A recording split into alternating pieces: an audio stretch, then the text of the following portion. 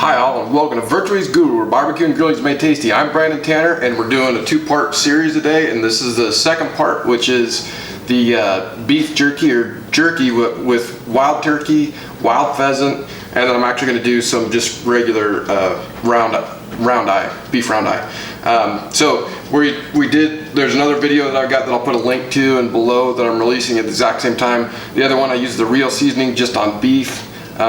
To do that, and then we like to do some wild game with the high mountain jerky seasonings, and this is the Mesquite Blend, and so it's really tasty stuff. But a couple keys to it that I learned kind of the hard way was, especially with wild game, I'll cut this up. I'll use the meat slicer for the beef, but for this I'm actually going to cut it into kind of like chunks because it can be a lot more dry than regular beef and chicken or turkey, and so I have to cut it into chunks and then season it. But I kind of clean it up as I go too, because there's a lot of stuff in wild meat that they may not like, and of course we use shotguns for the pheasant, stuff like that, so there's areas where pellets have gone through and all that, so we may not use all of that stuff. But anyways, the most important thing I found is after I trim everything up, I like to then measure it to see how much it weighs, because that's really important for this particular seasoning, because it's a blend of two.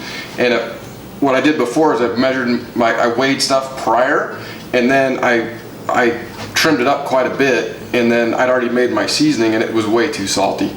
So that's a mistake I've made before, but since I've learned to, after I trim up everything, cut it up into what I'm going to basically marinate or cure, then I weigh it, and that's how much seasoning I use. And I don't use all the seasoning if I don't need to. If I just like a light coat on each side, just to where it's seasoned just right, and then set it for 24 hours and then smoke it. So with that, we'll get going. The one thing also with the beef eye round, just like in the other video, I like to cut off all the fat, so all the little fat and any silver skin, I like to get rid of that. Just my taste and preference, that tastes good to me, and we'll use this bad boy for the beef. We'll get after it.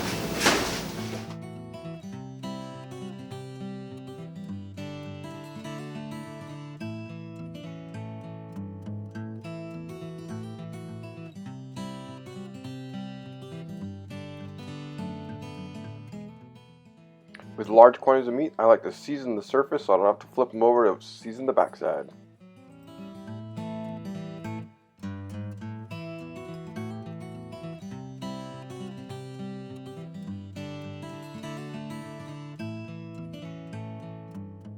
Apply the cure to taste.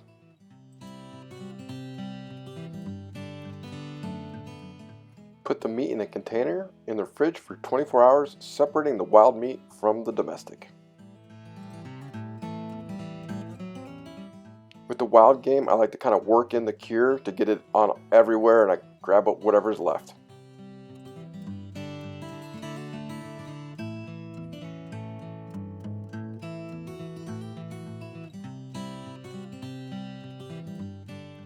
Set the smoke at 180 degrees.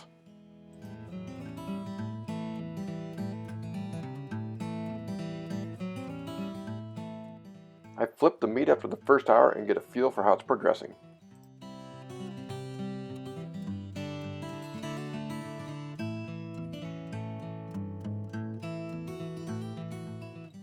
Around 2 hours into the smoke, and they are ready to go.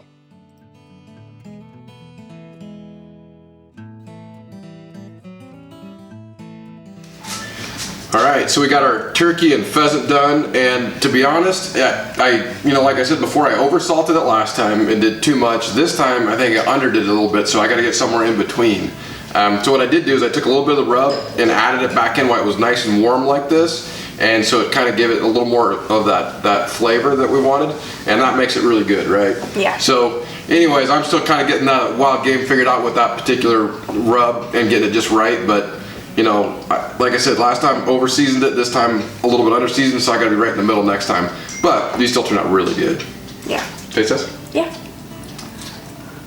It's a nice tender chew, good salt flavors, good smoke flavor, and it was close to 2 hours just like the other one, so it came out just about the same. But if you like this type of content, please like, comment, subscribe, and hit that notification bell so you never miss a video like this one. Thanks. I watch some videos like really